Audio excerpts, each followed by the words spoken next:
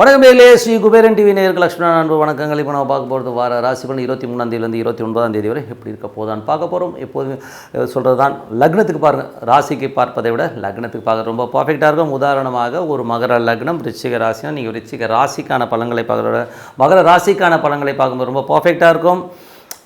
முதல்ல வர்றது பொது பலன்கள், அதுக்கப்புறம் தசா புத்தி பலன்கள் வருங்க. ஸோ உங்களுக்கு என்ன தசா புத்தி அந்தரங்கள் வருதோ அதை மிங்கிள் பண்ணி பார்க்கும்போது ரொம்ப பர்ஃபெக்டாக இருக்கும்.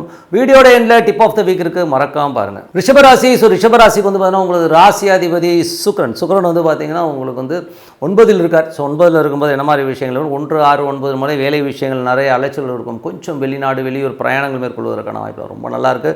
ஸோ சிறு தூர பிரயாணங்கள் வெளியூர் பிரயாணங்கள் நிறைய மேற்கொள்வதற்கான வாய்ப்புலாம் நிறைய இருக்குது. அது மட்டும் இல்லாமல் ஏதாச்சும் நிலப்புலங்கள் சேல்ஸ் இந்த மாதிரி விஷயங்கள் இருக்கலாம். தாயோட உடல்நலம் சார்ந்த விஷயங்கள் கொஞ்சம் கவனமாக இருக்கணுங்க. அதுக்கப்புறம் 2 மற்றும் 5ஆம் அதிபதியான புதன் 7ல் இருக்கும்போது குழந்தைகளோட வளர்ச்சி ரொம்ப சிறப்பாக இருக்கும். குழந்தைகளுக்கான நிதி ஒதுக்கீடு, ஸோ எதாவது படிக்கணும், பெரிய லெவலில் வரணுங்கிறதுக்கான பணம் சேர்த்து வைக்கிறது, இந்த மாதிரி விஷயங்கள் சுப நிகழ்ச்சி நடத்துவதற்கான வாய்ப்புகளும் ரொம்ப சிறப்பாக இருக்குது. தொழில் ரீதியான விஷயங்களும் புதிய பார்ட்னர்ஷிப் அமைவதற்கான வாய்ப்பும் ரொம்ப சிறப்பாக இருங்க. 3 மற்றும் 3ல் உள்ள சந்திரன் அது வந்து 5, 6, 7 போகும்போது நல்ல விஷயங்கள் நல்ல மாற்றங்கள்லாம் வருவதற்கான வாய்ப்புகள் நல்லாயிருக்கு. குழந்தைகளோட விஷயங்கள் ரொம்ப சிறப்பாக இருக்கும். வேலை சம்பந்தமான விஷயம் நல்ல ஏற்றங்கள் வருவதற்கு அந்த முயற்சியில் வெற்றி கிடைப்பதற்கான வாய்ப்பு ரொம்ப நல்லா இருக்குங்க. 4ஆம் அதிபதி சூரியன். ஸோ 4ஆம் அதிபதி சூரியன் வந்து உங்களுக்கு வந்து 8ல் இருக்கும்போது ரொம்ப கவனமாக இருக்கணும். தாயோட உடல்நலம் சார்ந்த விஷயங்கள் ரொம்ப கவனமாக இருக்கணும். அது வந்து பார்த்திங்கன்னா கொஞ்சம் பூர்வீக சொத்துக்கள் இந்த மாதிரி விஷயங்களும் கொஞ்சம் கவனமாக இருக்க வேண்டியது ரொம்ப ரொம்ப அவசியம். ஸோ கொஞ்சம் இந்த லிட்டிகேஷன் சம்மந்தமான விஷயங்கள்லாம் வரதுக்கான வாய்ப்பு இருக்குன்னா கொஞ்சம் கவனமாக இருந்துக்குங்க. ஸோ அதுக்கப்புறம் பார்க்கும்போது உங்களுடைய 6ஆம் அதிபதி. ஸோ 6ஆம் அதிபதியான சுக்கிரன் வந்து 9ல் இருக்கும்போது வேலையில் நிறைய அலைச்சல்கள் இருக்கும், நிறைய பிரயாணங்கள் மேற்கொள்வதற்கான வாய்ப்பு. அப்பாவுடைய உடல்நலம் சார்ந்த விஷயங்களும் கொஞ்சம் கவனமாக இருக்கணும். ஸோ அதுதான் விஷயம். மற்றபடி வந்து பார்த்திங்கன்னா உங்களுக்கு 8ஆம் அதிபதியான குரு உங்கள் ராசியிலே இருக்கும்போது நண்பர்கள் மற்றும் மூத்த சகோதரர்கள் வந்து நமக்கு கொஞ்சம் சின்ன டென்ஷன்ஸு, இந்த டாக்குமெண்டேஷன் சம்மந்தமான விஷயங்கள்லாம் கொஞ்சம் இழுபறிகள்லாம் இருக்கிறதுக்கான வாய்ப்பு கொஞ்சம் பார்த்து நடந்துக்கணும். 10ஆம் அதிபதியான 9ஆம் அதிபதியான சனி வந்து 10ல் இருக்குது. ஸோ 9ஆம் அதிபதியான சனி வந்து 10ல் இருக்கும்போது நிறைய அலைச்சல்கள் இருந்தாலும் நிறைய வருமானங்கள் வருவதற்கான வாய்ப்புலாம் இருக்குது. மறைமுகமான நிறைய வருமானங்கள் வருவதற்கான வாய்ப்பு ரொம்ப சிறப்பாக இருக்குங்க. ஸோ அது ஒரு நல்ல விஷயங்கள் தான். அதுக்கப்புறம் பார்க்கும்போது உங்களுக்கு 11ஆம் அதிபதி. ஸோ 11ஆம் அதிபதி குரு வந்து ராசியிலே இருந்து சந்திரனுடைய சாதத்தில் இருக்கும்போது காமம் ரீதியான விஷயங்கள் கொஞ்சம் கவனமாக இருக்கணும். மற்றபடி வந்து நண்பர்கள் ஏதாச்சும் எங்கே கூப்பிட்றாங்கன்னு போனீங்கன்னா அங்கே சின்ன அவமானங்கள் ஏற்படுவதற்கான வாய்ப்பு இருக்குது. மூத்த சகோதரர்கிட்ட பேசும்போதும் பழகும்போது கொஞ்சம் கவனமாக இருக்கணும். மற்றபடி எல்லாமே சிறப்பு தான். ஸோ என்னை பொறுத்தவரை நான் ஒரு நல்ல பிரார்த்தனை தான் ரொம்ப அவசியங்க. ஸோ இதுவரை பார்த்த பொது பலன்களை இப்போ பார்க்க போகிறது தசாபுத்தி பலன்கள் எப்படி இருக்குன்னு பார்ப்போம். ஸோ தசாபுத்தி பலன்கள் வந்து பார்த்தா ரிஷப லக்னமாக வந்து சூரிய தசாபுத்தி அந்த நடக்கிறவங்க வந்து சூரியன் 4ஆம் அதிபதி வந்து 8ல் இருக்கும்போது தாயோட உடல்நலம் சார்ந்த விஷயங்கள் ரொம்ப கவனமாக இருக்கணும். குழந்தைகளோட பேசும்போதும் பழகும்போதும் கொஞ்சம் அது இடவடமாக பேசுகிற மாதிரி ஃபீலை கண்டிப்பாக ஏற்படுத்தும். கொஞ்சம் கவனம் தேவை. பூர்வீக சொத்துக்கள் சம்பந்தமான விஷயம் கொஞ்சம் கேர்ஃபுல்லாக இருக்க வேண்டியது ரொம்ப ரொம்ப அவசியங்க. ஸோ அதுக்கப்புறம் பார்க்கும்போது ரிஷப லக்னமாக வந்து சந்திர தசாபுத்தி அந்த நடக்கிறவங்க வந்து நல்ல ரீதியான நல்ல விஷயங்கள் நல்ல ஏற்றங்கள் வருவதற்கான வாய்ப்பு ரொம்ப சிறப்பாக இருக்குது. ரிஷப லக்னமாக இருந்து செவ்வாய் தசாபுத்தி செவ்வாய் வந்து பார்த்திங்கன்னா உங்களுக்கு 3ல் இருக்கார். ஸோ 3ல் உள்ள செவ்வாய் வந்து வேலை சம்மந்தமான விஷயம் சின்ன அவமானங்கள் ஏற்படுவதற்கான வாய்ப்புலாம் நிறைய இருக்குது. ஸோ அதனால் கொஞ்சம் கேர்ஃபுல்லாக இருக்கணும். ஸோ கொஞ்சம் பார்த்து நடந்துக்கணும். ஏன்னா வந்து அது என்ன மாதிரி விஷயங்களை ஏற்படுத்தினா 12 மற்றும் 7ஆக இருக்கும்போது யாராச்சும் இன்ட்ராக்ஷன் வியாபார ரீதியாக பேசும்போது சின்ன அவமானங்கள் வர்றதுக்கான வாய்ப்பு, புதிய டாக்குமெண்டேஷன் இந்த மாதிரி விஷயங்கள் சிறு தூர பிரயாணங்கள் போகும்போதெல்லாம் கொஞ்சம் கேர்ஃபுல்லாக இருக்க வேண்டிய ஒரு அவசியம் இருக்குது. கொஞ்சம் பார்த்து நடந்துக்குங்க.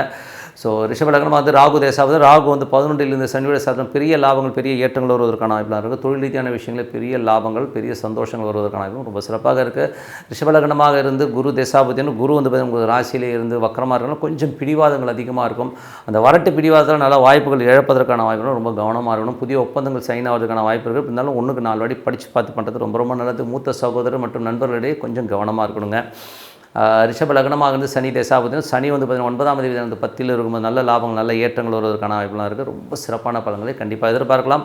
வெளிநாட்டில் இருக்கிறவங்க பெரும் பணம் வருவதற்கான வாய்ப்புலாம் ரொம்ப நல்லா இருக்குது. ஸோ ரிஷப லக்னமாக இருந்து புதன் தசாபுத்தி அந்தரங்கள். ஸோ புதன் வந்து பார்த்திங்கன்னா உங்களுக்கு வந்து 6ல் இருக்காருங்க. ஸோ 7ல் இருக்கிற புதன் வந்து பார்த்திங்கன்னா சிறப்பான பலன்கள் சுப நிகழ்ச்சி நடத்துவதற்கான வாய்ப்பு, குழந்தைகளுக்கான விஷயங்கள் அது சிறப்பாக நடப்பதற்கான தொழில் புதிய பார்ட்னர்ஷிப் வருவதற்கான வாய்ப்பு ரொம்ப நல்லாயிருக்கு. ரிஷப லக்னமாக இருந்து கேது தசாபுத்தி கேது வந்து 5ல் இருக்காருங்க. ஸோ ஆன்மீக சுற்றுலா போகிறதுக்கான வாய்ப்பாக இருக்குது. அதுவும் சூரியனோட சாரத்தில் சூரியன் 8ல் இருக்கும்போது குழந்தைகள் எதிர்த்து பேசுகிறது குழந்தைகள் ஏடாவிடமாக நடக்கிறது மாதிரி விஷயங்களாக இருக்கும். ஸோ கொஞ்சம் கேர்ஃபுல்லாக இருக்கணும். ரிஷப லக்னம் வந்து சுக்கிர தசாபுத்தி அந்தரங்கள் சுக்கிரன் சுக்கிரன் வந்து பார்த்திங்கன்னா உங்களுக்கு வந்து இருக்கிறது வந்து 9 இருக்கார். ஸோ 9 இருக்கும்போது வேலை விஷயமாக கொஞ்சம் அலைச்சல் இருக்கலாம். ஸோ கொஞ்சம் நிறைய பிரயாணங்கள் மேற்கொள்வதற்கான வாய்ப்புலாம் நிறைய இருக்குது. பட் இருந்தாலும் தந்தையோட உடல்நலம் சார்ந்த விஷயங்கள் கொஞ்சம் கவனமாக இருக்கணும். வெளிநாட்டில் இருக்கவங்கலாம் வந்து அதில் புதிய கான்ட்ராக்ட் ஒப்பந்தங்கள்லாம் வர்றதுக்கான ரொம்ப சிறப்பாக இருக்குது. சைன் பண்ணுவீங்க, ஓகேங்களா? ஸோ அதெல்லாம் ரொம்ப சிறப்பான இருக்கும்.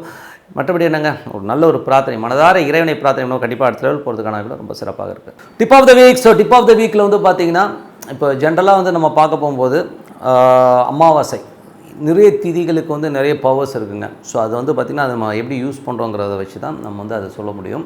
இதில் வந்து பார்த்திங்கன்னா திதி தோஷங்கள், திதி சூனியங்கள், இந்த மாதிரி விஷயங்கள்லாம் இருந்தாலும் மேஜராக வந்து நமது வாழ்க்கையில் பேசிக்காக இருக்கிற நமது கட்டங்களில் வந்து பேசிக்காக பாதிப்புங்கிறது வந்து உருவாக்குறது கர்ம கிரகங்களான ராகு, கேது மற்றும் மாந்தி. இதை வந்து மாந்திங்கிற ஒரு விஷயம் வந்து ஒரு பாதிப்பு உள்ளாகும் போது அவங்க வந்து நெக்ஸ்ட் ஸ்டெப்பு போகாமல் ஒரு அவங்களுக்குள்ளே ஒரு மைண்டு ஸ்ட்ரக்காகி நிற்கிறது, ஒரு இடத்துக்கு வந்து வேகமாக ஒரு முன்னேறி போகும்போது திடீர்னு ஒரு தடங்கள் ஏற்படுறது, இந்த மாதிரி விஷயங்களை மாந்திங்கிற ஒரு விஷயம் கண்டிப்பாக ஏற்படுத்தும். ஸோ மாந்திங்கிறது வந்து பார்த்திங்கன்னா மேஜராக வந்து நம்ம சவுத் இந்தியன் ஸ்டைலில் வந்து மேஜராக தமிழ்நாட்டு ஸ்டைலில் வந்து அதிகமாக பார்க்குறாங்க. கேரளாவில் வந்து மேஜராக வந்து இதை வந்து பார்ப்பாங்க. அப்படி இருக்கிற மாந்தியை வச்சு நம்ம வந்து என்ன பரிகாரம் பண்ணோம்னா, மேஜராக வந்து நீங்கள் வந்து இந்த மாதிரி தடைகள் இருக்குது, நைட்டு வந்து கரெக்டாக தூக்கம் வராது, திடுக்குன்னு உட்காந்துக்கிறது, ஒரு மாதிரி ஒரு எமோட் ஆகிற மாதிரி ஃபீல், ஏதோ என்னன்னு சொல்ல தெரியலைங்க, ஒரு மாதிரி டிஸ்டர்பன்ஸாகவே இருக்குன்னா கண்டிப்பாக மாந்தி தொடர்பான விஷயங்கள், இல்லைன்னா உங்களுக்கு தசா புத்தி அந்தரங்களில் வந்து மாந்தி தொடர்பு ஏற்படும் போது அந்த மாதிரி விஷயங்கள்லாம் வரும். ஸோ அந்த மாதிரி இருக்கும்போது நம்ம என்ன பண்ணலாம் அப்படின்னு பார்த்திங்கன்னா, அதுக்கு வந்து ரொம்ப சிறப்பான விஷயம் என்னென்னா ஒரு அமாவாசை திதி கொடுக்குறதுன்னு சொல்லுவோம். ஸோ அமாவாசை திதி கொடுக்குறதுங்கிறது வந்து பார்த்திங்கன்னா ஒவ்வொரு அமாவாசையும் பார்த்திங்கன்னா ஒரு கோயில்களில் வந்து ஐயர் உட்காந்துருப்பார். ஸோ அவர்கிட்ட வந்து செட்டு வந்து வெளியிலே விற்கும், ஒரு 100 ரூபா தான் இருக்கும். ஸோ அந்த செட்டு வாங்கிட்டு போய் வச்சு அந்த ஐயர் வந்து தர்ப்பணம் பண்ணிட்டு வரும்பொழுது அந்த காலகட்டத்தில் வந்து உங்களது கர்மா வந்து உடனே கழியுமானா உடனே கழியாதுங்க. எந்த டேப்லெட்டும் வந்து பார்த்திங்கன்னா ஒரு சில ட்ரீட்மெண்ட் வந்து லாங் டேர்மில் தான் போகும். இந்த அமாவாசை இந்த மாந்தி தோஷம் விலகுது பார்த்தா நீங்கள் கண்டினியூஸாக நீங்கள் கொடுத்துட்டே வரும்போது ஒன் பீரியட் ஆஃப் டைம் வந்து அந்த கர்ணம்னு சொல்லுவோம். ஸோ கர்ணன் ஒரு கர்ணன், சகுனி கர்ணம்னு ஒரு கர்ணம் வந்து ஆக்டிவேட் ஆகும். அதே காலகட்டத்தில் வந்து அந்த நட்சத்திரமும் லிங்க் ஆகும். ஸோ இந்த 3 வந்து லிங்க் ஆகிற ஒரு காலகட்டத்தில் வந்து பார்த்திங்கன்னா நம்மளுடைய அந்த மாந்தி தோஷங்கிறது நம்ம விட்டு விலகும். ஸோ அதுதான். பட் அது எப்போ வரும், ஏது வரும்ன்ற அக்யூரேட்டெல்லாம் யார் எடுக்கும்? ஏன்னா அந்த கர்மா எப்போ நடந்ததுங்கிறது நமக்கு தெரியாது இல்லையா? ஸோ பூர்வீகத்தில் நடந்த ஒரு கர்மாவோட லிங்க்னால அந்த ஜெனரேஷன் எஃபெக்ட் ஆகி வரும்போது இந்த அமாவாசை கண்டினியூவாக கொடுக்கும்போது அந்த கர்மா விலகி நீங்கள் வந்து ரிலீஃப் ஆகிறது வந்து கண்டிப்பாக உணர முடியும். பட் ஆனால் உடனே நடக்குமானா உடனே நடக்காது. இது வந்து பீரியட் ஆஃப் டைம் நீங்கள் பாட்டு கொடுத்துட்டே வாங்கலாம். ஒரு 150 ரூபா 200 ரூபா செலவு பண்ணுறதுல வந்து நமக்கு ஒரு கர்மா கழிதான் அது ஒரு பெரிய விஷயம், ஓகேங்களா? நம்ம லட்சக்கணக்கில் நம்ம சொல்ல சிம்பிளான ஒரு பரிகாரங்களாக இது பண்ணிட்டு வரும்போது நம்மளுடைய ஜெனட்டிக்கில் நம்ம மூதாதையர் செய்த ஒரு கர்மாவோ இல்லை நம்மளே வந்து போன ஜென்மத்திலையோ அதுக்கு முந்தின ஜென்மத்திலையோ செய்த கர்மாக்களையோ அந்த மாந்தி தோஷங்கிற ஒரு விஷயம் இருக்குன்னா அது கழியறதுக்கான ஒரு ஈஸியான பரிகாரம் தான் அமாவாசை. நீங்கள் கொடுத்து பாருங்கள். ஸோ இது கொடுக்கும்போது என்ன மாதிரி எஃபெக்ட் இருக்குன்னா, ஃபஸ்ட் டைம் கொடுக்கும்போதே கொஞ்சம் வந்து அந்த ஸ்பைனில் வந்து ஒரு சின்ன சேஞ்ச் வரும். அது மாதிரி விறுவிறுன்ற மாதிரி விஷயங்களுக்கும் வேறு ஒவ்வொருத்தருக்கும் ஒவ்வொரு ஃபீல் கிடைக்கும்னு வச்சுக்கோமே. ஸோ ஸ்பைனில் தான் வந்து மேஜராக வந்து அதோடய எஃபெக்ட் தெரியும். ஸோ அதுக்கப்புறம் கொடுக்க பார்த்திங்கன்னா அந்த ரிலீஃப் நல்லா தெரியும்.